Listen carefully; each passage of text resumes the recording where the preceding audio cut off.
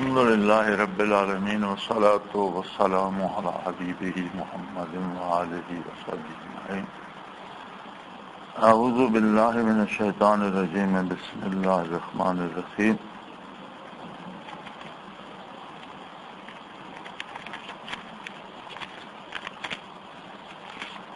ہمارے اکثر سوال جو ہوتے ہیں وہ سوال نہیں ہوتے، غلط فہمیاں ہوتی ہیں۔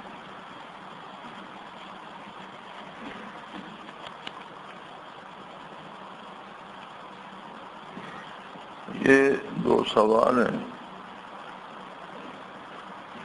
کہ قرآن و حدیث سے ثابت ہے کہ شیطان کے لیے اسلحہ اللہ تعالیٰ کا ذکر ہے، پھر کیا وجہ ہے کہ ذکر کے دوران مراقبے میں نماز میں شیطان مختلف طریقوں سے رکھنا ڈالتا ہے حالانکہ ذکر ہو رہا ہوتا ہے؟ جب بات صرف سمجھ کی ہے،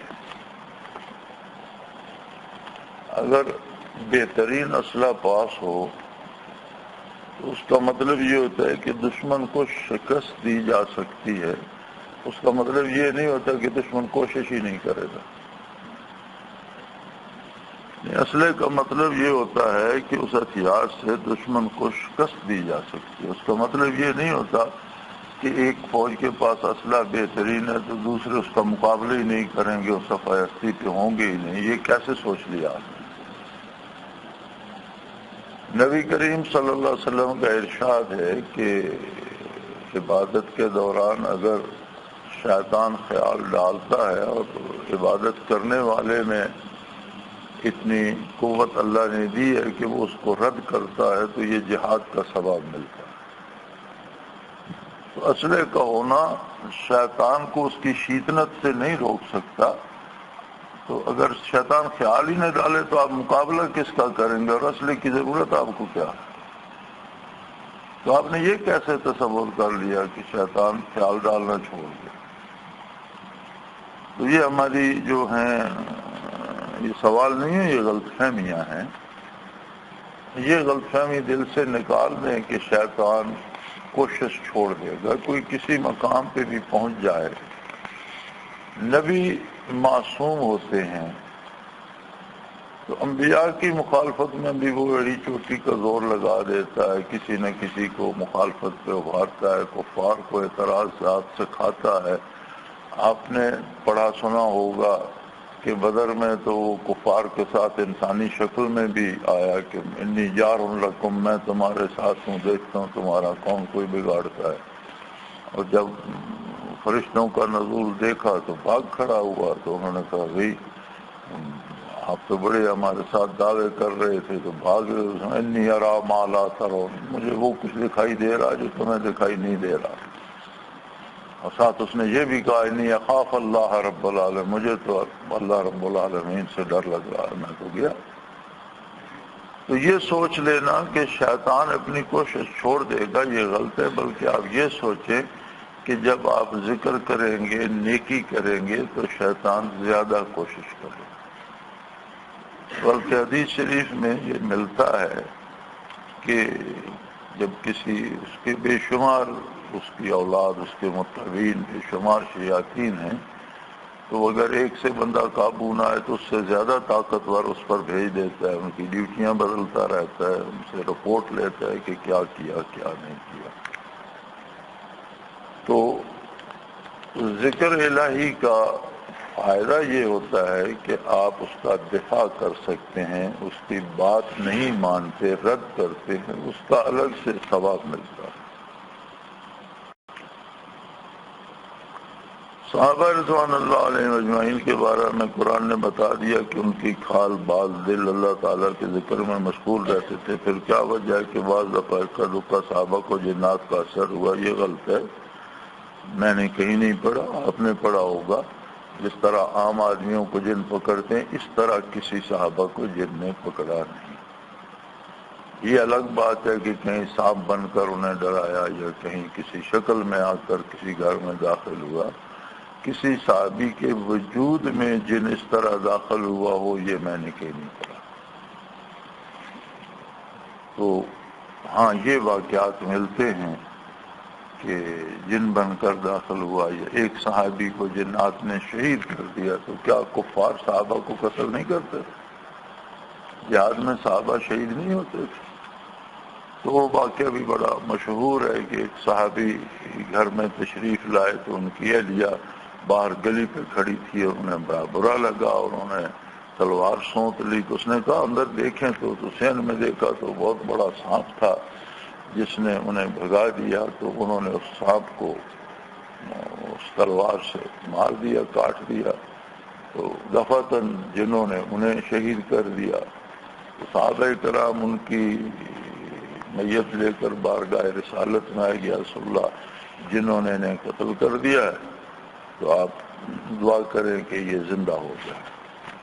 تو نبی کریم صلی اللہ علیہ وسلم نے فرمایا کہ یہ اپنی منزل پہ پہنچ گیا، اب تم کیوں یہ کوشش کرتے ہو کہ یہ پھر واپس آئے، پھر کیا پتا پھر انجام کیا ہو؟ تو یہ بہتر نہیں ہے کہ یہ اپنی منزل پہ آ گیا اور شہید ہو گیا۔ تو اس کے بعد حضور نے حکم دیا کہ آج کے بعد جن اگر کسی موذی جانور کی صورت میں نظر آئے تو اسے قتل کر دیا جائے اور اس کا کوئی مواخذہ نہیں ہوگا۔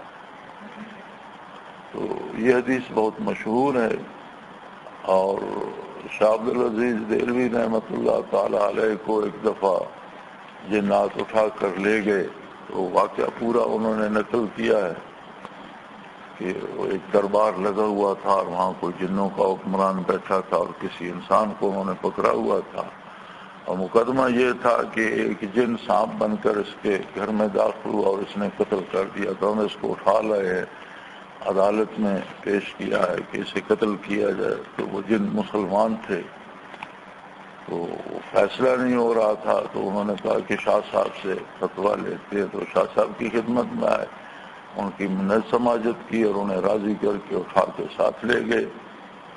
تو انہوں نے حضرت شاہ صاحب نے یہ واقعہ بیان فرمایا حدیث شریف کا، تو وہ فرماتے ہیں کہ وہاں ایک بہت بوڑھا جن بیٹھا تھا جس کی بھویں لٹک گئی تھیں، اور اس نے اس طرح پپوٹے اٹھا کے مجھے دیکھا، ہاتھ سے پپوٹے اٹھائے اٹھ نہیں رہے تھے، اور اس نے اس طرح کر کے مجھے دیکھا اور کہا کہ اللہ تمہارا بھلا کرے، میں اس وقت موجود تھا جس وقت حضور صلی اللہ علیہ وسلم نے یہ فرمایا تھا، میں بھی اس کا گواہ ہوں، اور یہ آپ نے مجھے یاد دلا دیا، بڑھاپے نے میرے حافظے سے محو کر دیا۔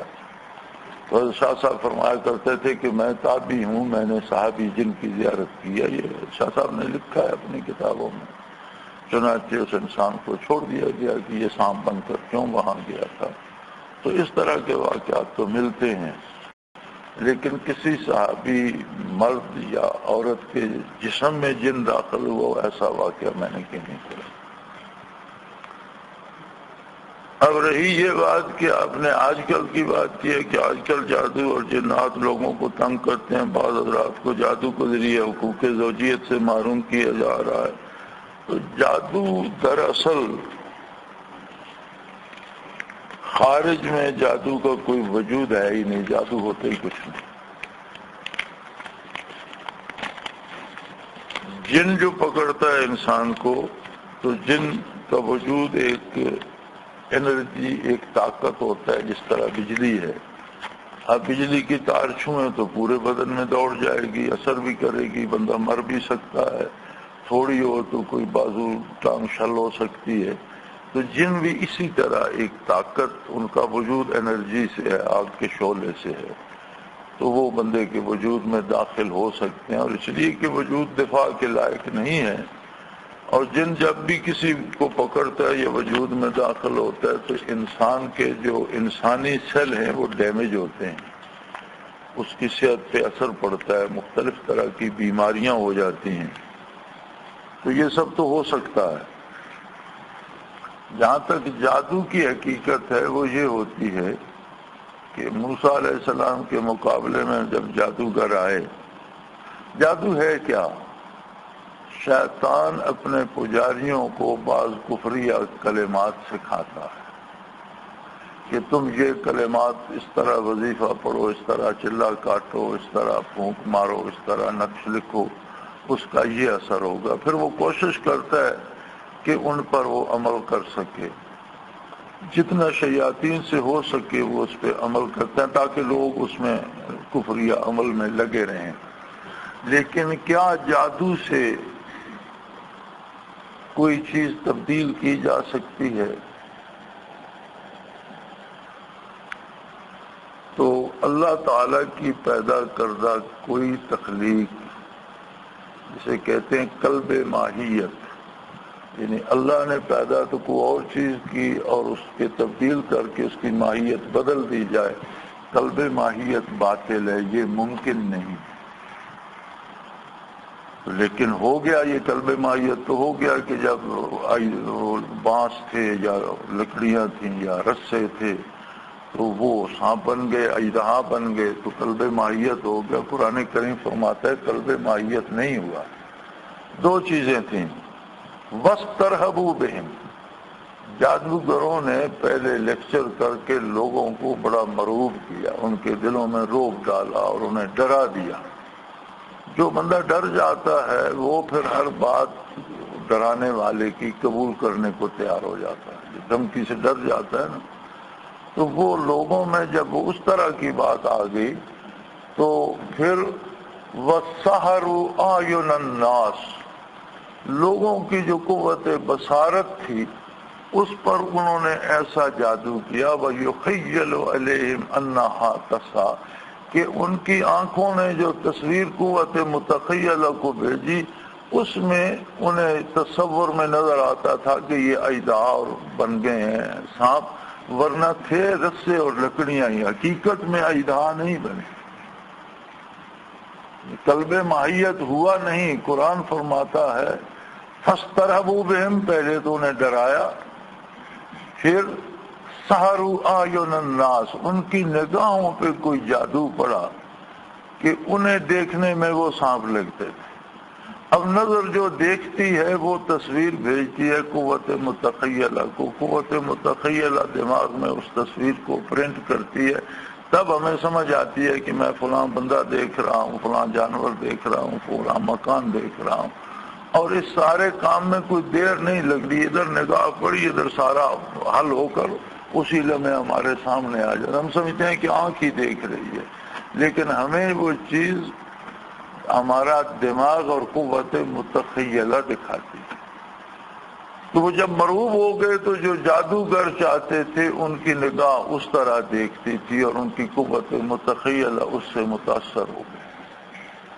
آج بھی جو لوگ جادو کرتے ہیں اس کا اثر انہی لوگوں پہ ہوتا ہے جو جادو سے ڈرتے ہیں. اور جادو سے ہم تب ڈرتے ہیں جب ہم سے اللہ کا ڈر نکل جاتا ہے.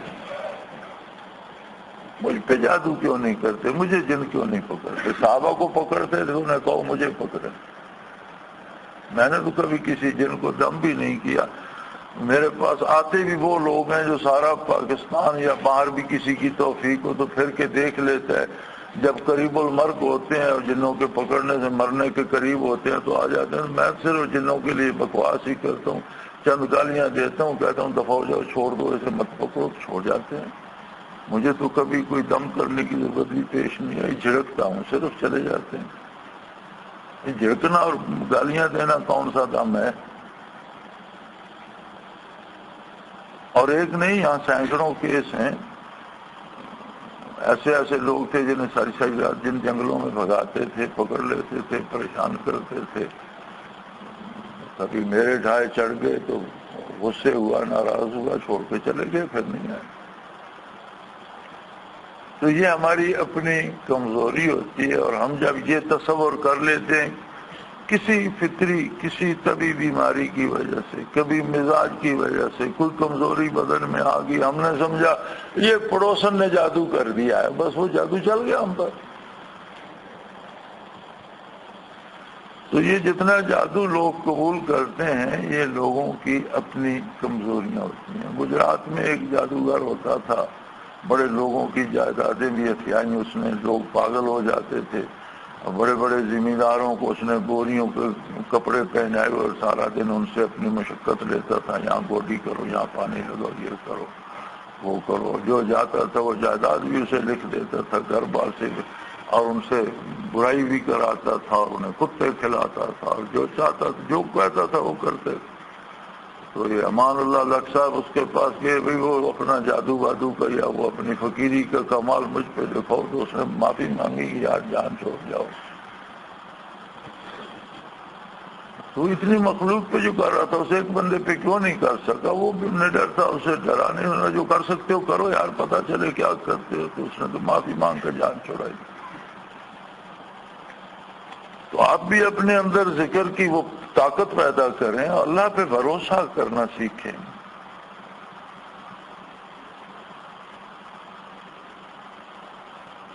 حدیث شریف میں مذکور رجال الغیب کیا ہیں، ان سے مدد کرنا کب جائز ہوتا ہے، اس کا طریقہ کیا ہے؟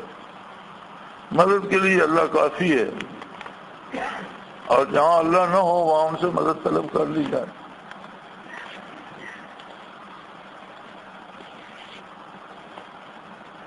رجال الغیب کوئی بھی نہیں ہوتے، مشائخ عظام ہی ہوتے ہیں، ارواح مبارکہ ہی ہوتی ہیں، اور یہ وہ لوگ کر سکتے ہیں جن کا ارواح سے رابطہ ہو. جیسے میں آپ سے کہوں کہ مجھے یہ پانی کا گلاس پکڑا دو، تو یہ مدد نہیں ہے، یہ ایک معمول کا طریقہ ہے.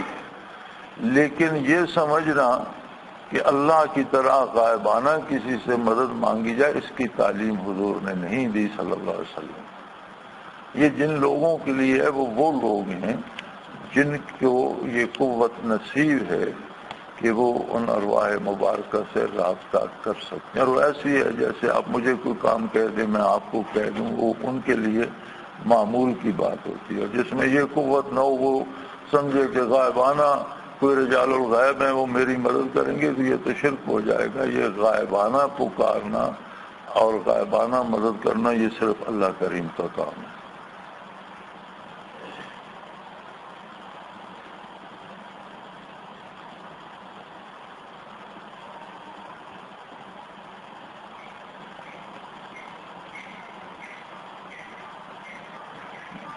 یہ جو دوسرا سوال ہے یہ پہلا ہی سوال ہے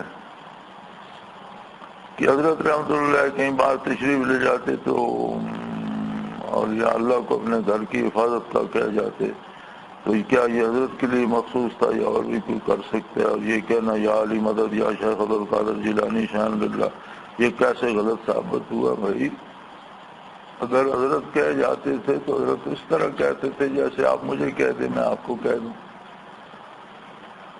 تو جس کسی کو یہ قوت نصیب ہو، اس کا رابطہ مشائخ سے ہو، اس کے لیے بات جیسے ہم سے کر رہا ہے ویسے مشائخ سے کرنا بھی اسی طرح ہو، تو ایک معمول کی بات. تو جس کے پاس کچھ بھی نہ ہو اور شان للہ کہتا رہے اور یا علی مدد کہتا رہے تو وہ تو شرک ہی کرے گا. تو یہ اسی پہلے سوال کا جز ہے، اس کی اپنی کوئی حقیقت نہیں ہے. اور یہ مدد بھی اللہ کی طرف سے ہوتی ہے. بعض لوگ ایسے ہوتے ہیں کہ اللہ کریم ان کے ساتھ فرشتے مدد کے لیے لگا دیتے ہیں، حفاظت الہیہ اولیاء اللہ کو حاصل ہوتی ہے. بعض لوگ ایسے ہوتے ہیں کہ مشائخ کی ارواح، اور وہ ارواح سارے مشائخ نہیں، بعض ارواح میں نے پہلے بھی عرض کیا تھا کہ زندگی ختم ہونے کے بعد برزخ میں ملأ اعلیٰ کی صورت میں اختیار کر جاتے ہیں، اور اللہ کریم انہیں فرشتوں کی طرح دنیا کی امور میں ڈیوٹیاں دے دیتا ہے. تو وہ ان لوگوں کے لیے ہے جیسے میں نے پہلے عرض کیا رجال الغیب کا، وہی رجال الغیب ہیں. اور ان لوگوں کے لیے جن میں استعداد ہو، جن کے لیے مجھ سے آپ سے بات کرنا یا ان سے بات کرنا ایک جیسا.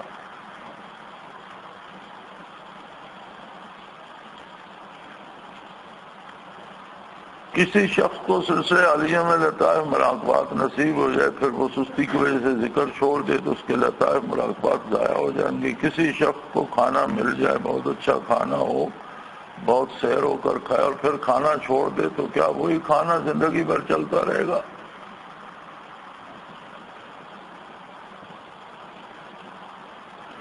کسی صاحب قبر کے لیے سلسلہ علی کا ذکر کیا جا سکتا ہے، اس کا طریقہ کیا ہے؟ اپنے لیے یہ وجود بھی ایک قبر ہے اور روح اس کے اندر ہے. پہلے تو اس صاحب قبر کو ذاکر بنائیں. طریقہ بتانا اور بات ہے، قبر کی بات وہ کرے جس کے لیے برزخ یا یہ عالم دنیا ایک جیسا ہو. جب آپ کا برزخ میں رابطہ ہی نہیں تو آپ قبروں کی بات، قبروں والوں کی فکر کیوں کرتے، اپنی کیوں نہیں کرتے؟ قبروں والے تو قبر میں پہنچ گئے، وہ جانے ان کا رب جانے۔ اور اگر ان کی فکر آپ نے کرنی ہے تو ایسا مقام حاصل کریں جہاں برزخ اور یہ دنیا ایک جیسی ہے، جہاں سے برزخ میں دیکھا بھی جا سکے، بات بھی کی جا سکے۔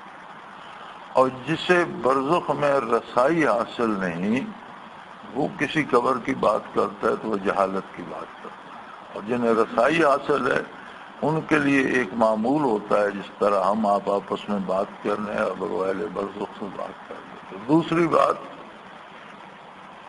جنہیں یہ مقام حاصل ہوتا ہے وہ قبروں کی طرف التفات بہت کم کرتے ہیں، اپنی مجبوریاں، اپنی مزدوریاں، اپنے کام، اپنے تحفظ، اپنے ذکر سے فرصت نہیں ہوتی ہے۔ جو قبر میں جاتا ہے وہ آپ کی طرح نہیں سوچتا، اس کی دنیا بدل جاتی ہے، اس کے سامنے عالم کی حقیقت آ جاتی ہے، زندگی اور موت کے حقائق اس پہ منکشف ہو جاتے ہیں، اور اس کی پوری توجہ، اگر وہ نجات میں ہے تو کون ایسا ہے کہ جسے نجات حاصل ہو اور پھر وہ اس دنیا اور دنیا کے رشتوں کی طرف دیکھے، اور اگر عذاب میں ہے تو اسے کب فرصت دیں گے وہ کہ وہ پیچھے کی سوچے۔ ہر صاحب قبر دو میں سے ایک حال میں ہے، یا عذاب میں ہے یا نجات میں ہے۔ تو جو نجات میں اسے بھی پیچھے کی پرواہ نہیں رہتی، اور جو عذاب میں اسے پیچھے دیکھنے کی فرصت کوئی نہیں دیتا۔ آپ قبروں کی فکر چھوڑیں، اپنی فکر کوئی نہیں کرتا، قبروں کی فکر سب کو ہے۔ قبروں والے تو اپنے گھر پہنچ گئے، اپنی جگہ پہنچ گئے، مسنون طریقہ ہے ایصال ثواب کا، کوئی نفل پڑھ، کوئی بھی نفلی عبادت آپ کریں، اس کا ثواب کسی زندہ کو دینا چاہیں یا کسی مردہ کو دینا چاہیں، وہ آپ کا بیلنس ہے۔ آپ اللہ سے دعا کریں کہ یہ میرا بیلنس اس کے کھاتے میں منتقل کر دے تو کر دے گا۔ نبی کریم صلی اللہ تعالی علیہ وسلم آرام فرما رہے تھے، کھلی ہوئی رات تھی، ستاروں سے آسمان بھرا ہوا تھا۔ حضرت عائشہ صدیقہ رضی اللہ تعالی عنہا نے عرض کی، یا رسول اللہ، کسی کے نامہ اعمال میں نیکیاں ایسے بھی ہوں گی جیسے آسمان ستاروں سے بھرا ہے اور شمار سے باہر ہے؟ تو آپ صلی اللہ علیہ وسلم نے فرمایا، ہاں، عمر کے اعمال نامہ میں ایسی نیکیاں رضی اللہ تعالیٰ عنہ، عمر کا اعمال نامہ ایسے ہی ہے جیسے یہ آسمان تاروں سے۔ تو عرض کی، یا رسول اللہ، تو میرے بابا کا؟ تو آپ نے فرمایا، تمہارے بابا کی تو ایک رات جو میرے ساتھ غار ثور میں گزری، ایک شب، وہ ان سب پہ بھاری ہے، تو ان کی تو 3 راتیں میرے ساتھ ثور میں گزری، میں تھا، وہ تھے، اور اللہ کی ذات۔ اب یہ بات سیدنا فاروق اعظم رضی اللہ تعالی عنہ تک پہنچ گئی، اور انہوں نے کوشش کی کہ پیشتر اس کے کہ ابو بکر صدیق بھی یہ بات سن لیں، میں ان سے سودا کر لوں، اور بھاگے بھاگے ان کی خدمت میں پہنچے، اور انہوں نے عرض کی کہ آپ نے سنا نبی کریم صلی اللہ علیہ وسلم نے کیا فرمایا؟ کیا فرمایا؟ حضور صلی اللہ علیہ وسلم نے تاروں بھری رات کو دیکھ کے فرمایا کہ عمر کا نامہ اعمال نیکیوں سے اس طرح بھرا ہے جس طرح آسمان بھرا ہوا ہے ستاروں سے۔ انہوں نے فرمایا، اللہ قبول، اللہ کی طرف تو میں مبارک ہو، الحمدللہ، اللہ کا بڑا احسان ہے۔ تو کہا، جی میں نے مبارک لینے کے لیے عرض نہیں کیا، میں اس لیے عرض کر رہا ہوں کہ یہ ساری نیکیاں آپ لے لیں، اور ثور کی ایک رات کا جو ثواب ہے وہ مجھے دے دیں، میرے ساتھ سودا کر۔ انہوں نے فرمایا، عمر تمہاری نیکیاں تمہیں مبارک، میں آپ کی رفاقت کا ایک لمحہ بھی نہیں دیتا۔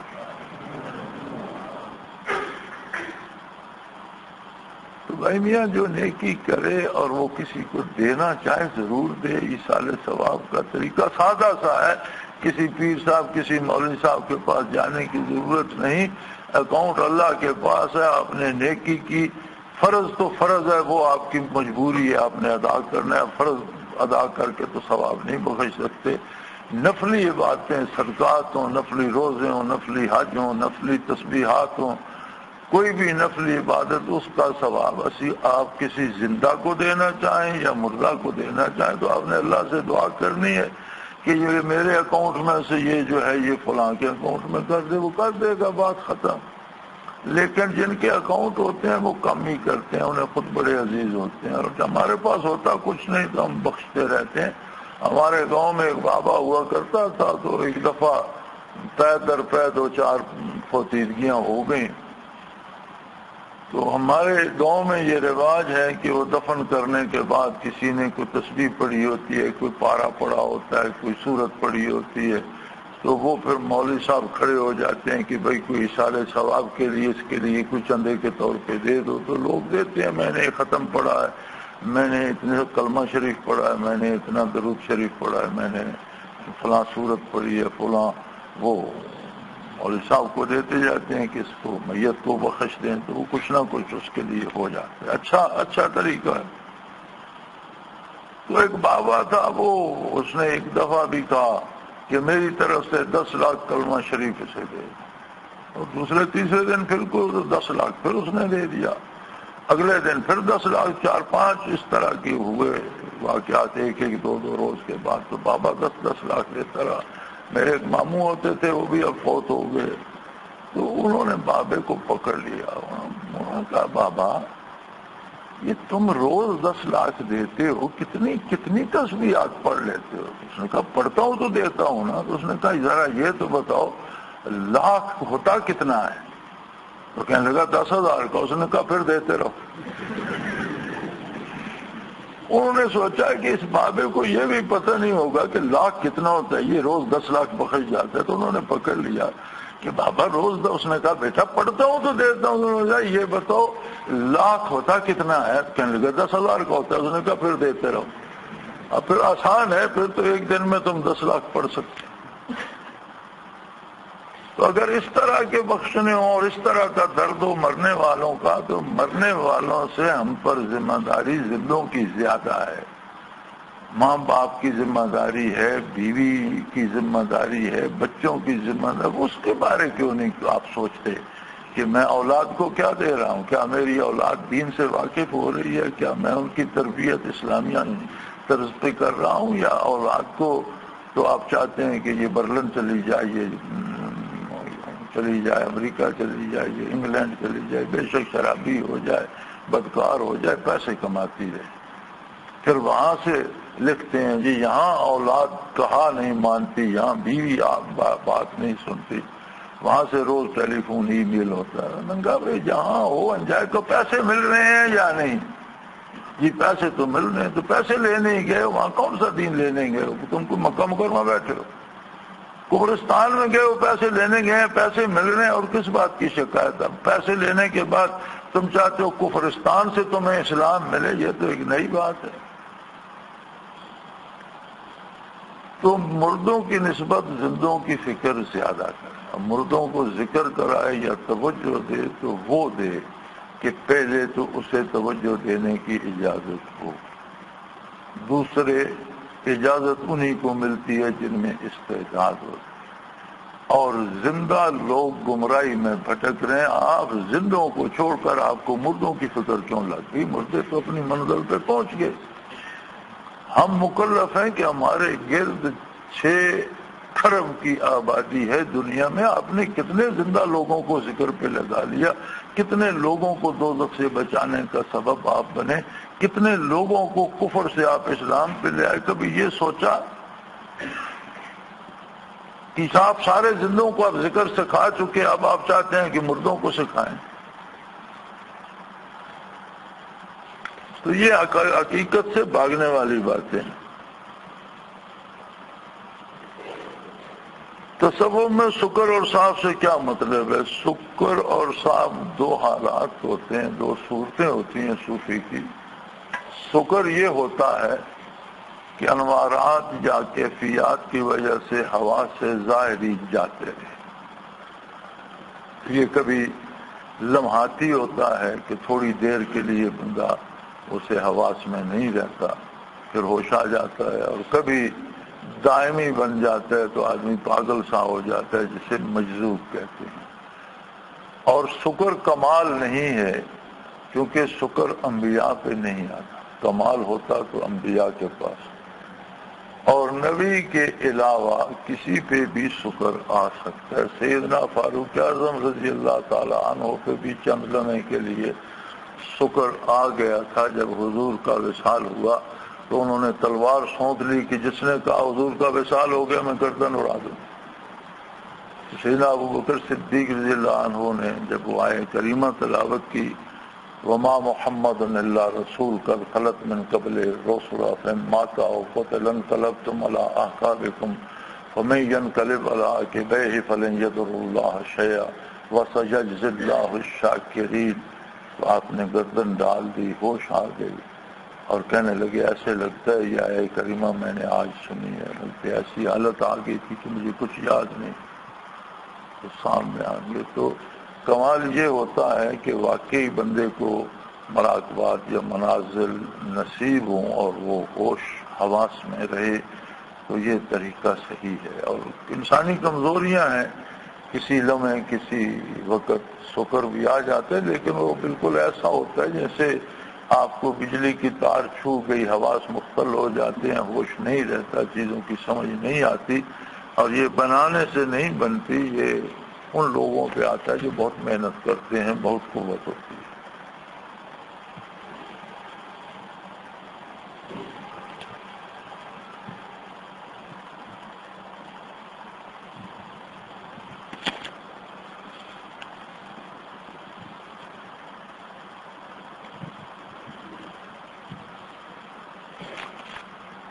یہ انہوں نے تہجد کے بارے پوچھا ہے۔ تہجد کا نام ہی جود سے مشتق ہے کہ اس میں تھوڑی سی مشقت ہو۔ مناسب یہ ہے کہ عشاء کے بعد سو جائیں، جب بھی آنکھ کھل جائے تو طلوع فجر تک، فجر کی اذان تک تہجد کا وقت ہے، جب بھی آنکھ کھل جائے تہجد پڑھ لیں، پھر سو جائیں، اٹھ کے فجر پڑھ لیں۔ لیکن اگر کسی کو یہ ڈر ہو کہ آج تھک کر آیا ہوں یا دیر ہو گئی ہے اٹھ نہیں سکوں گا، تو عشاء کی نماز کے ساتھ بھی تہجد کے نوافل ادا کیے جا سکتے ہیں اور ان کا وہ تہجد ادا ہو جاتا ہے۔ اگر یہ خطرہ ہو کہ تھکاوٹ ہے یا دیر سے سو رہا ہوں تو تہجد کے لیے نہیں اٹھ سکوں گا، تو عشاء کے بعد تہجد کے نوافل پڑھ کے سو جائے تو بھی تہجد ادا ہو جاتی ہے۔ اور اگر سو کر اٹھ کر پڑھا جائے تو یہ زیادہ افضل ہے کہ اسے تہجد کہا اس لیے گیا ہے کہ اس کے لیے جد و جہد کرنا پڑتی ہے، خود کو نیند سے اٹھانا پڑتا ہے، تو سو کر اٹھ کر تہجد پڑھی جائے تو افضل ہے۔ اور اگر یہ خطرہ ہو کہ تہجد ضائع ہو جائے گی تو عشاء پڑھ کر ساتھ تہجد بھی پڑھ لے تو تہجد ادا ہو جاتی ہے۔ رہی یہ بات کہ ایک جملہ انہوں نے اس میں لکھا ہے کہ تہجد فکر زیادہ ہوتی ہے، اتنی نماز کی نہیں ہوتی۔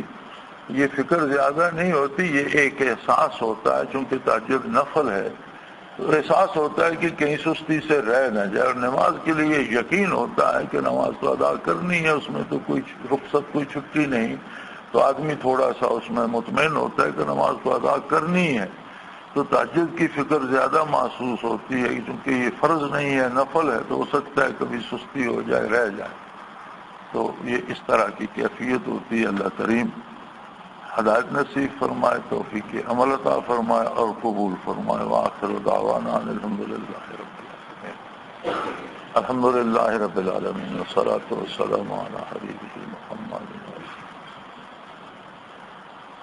اللهم ربنا لا تغفرنا بغضبك ولا تهلكنا بعذابك واعف عنا اللهم ربنا لا تسلط علينا أنت ولينا في سفرنا واهجرنا في مالنا